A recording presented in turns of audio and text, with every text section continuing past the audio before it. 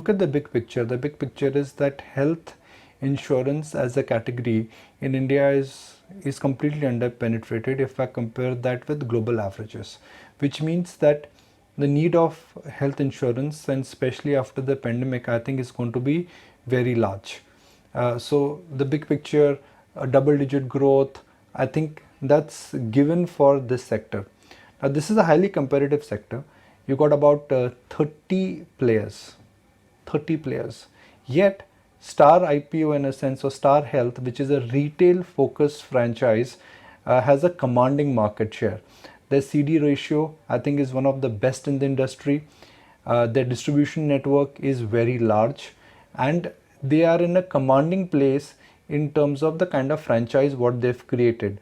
Now, for a minute, if we keep the entire halo effect which will come because Rakesh Jhunjhunwala has a large investment in it, let's look at the business independently. And if you analyze the business independently, barring the COVID hiccups they've had, which is largely because of the number of claims which went higher, and most of the insurance companies essentially had to struggle because there was an extraordinary spike. This is one franchise which has managed to grow. They have reach, they have scale, they have size. It may not, since insurance is currently not the go-to sector, but for an contra buyer, somebody you can think not in terms of days and weeks, but in terms of quarters and years, this is one of those portfolio stocks where you would like to have an exposure. And I will not be surprised that at institutional level also you actually may see interest. This is not the IPO where you want to buy and flip. This is not the IPO where you want to make gains like Nykaa or gains like Zomato. You will get disappointed like Paytm. I guess this is a stock where a good franchise is going public.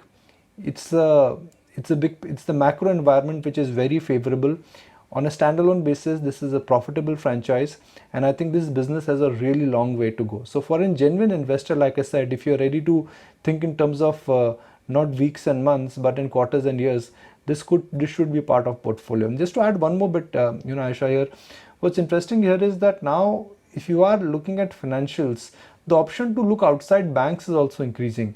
Now you got a list of insurance companies, now you got AMCs, PSU banks are also making a comeback. So you actually may see the dominance or the over domination which private banks have enjoyed. Earlier the first port of call is that you start with HDFC Bank and you stop at ICICI Bank. Seldom you would go outside Axis Bank. I guess that option is changing. PSU banks are making a comeback. Insurance as a sector has got a lot of options now. There are 4 AMCs which are listed now. So technically that entire sector now is going through a huge churn in terms of the weightage profile.